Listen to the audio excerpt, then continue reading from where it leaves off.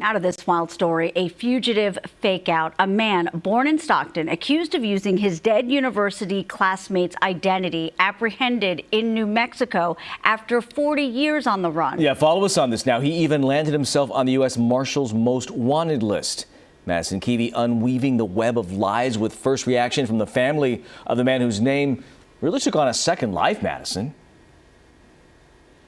It did, and it was a criminal second life. IDs, passports, and thousands of dollars of Social Security funds collected by Stephen Craig Campbell under his college classmate's name, who died 40 years ago.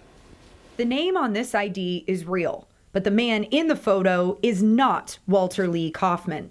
And to think that this man would come in there and just desecrate his name is really so hard to take.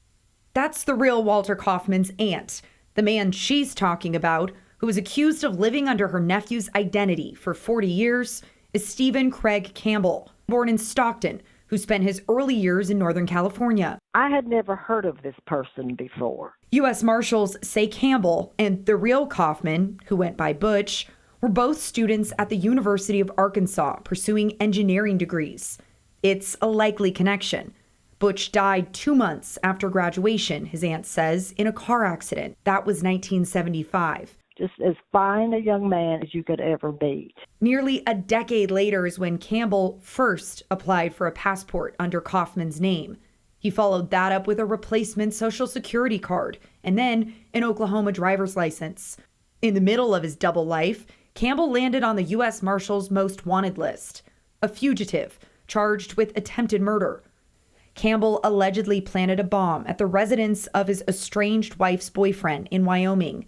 He got out on bond in 1983 and didn't land back on the radar until 2019. Campbell was flagged by the National Passport Center's Fraud Prevention Unit. And to think after all these years that this person has used his identity for their own gain, it's so sad, just so devastating. Campbell was arrested with dozens of firearms and ammunition in New Mexico this month. Kaufman's aunt says her nephew's legacy can't be stolen.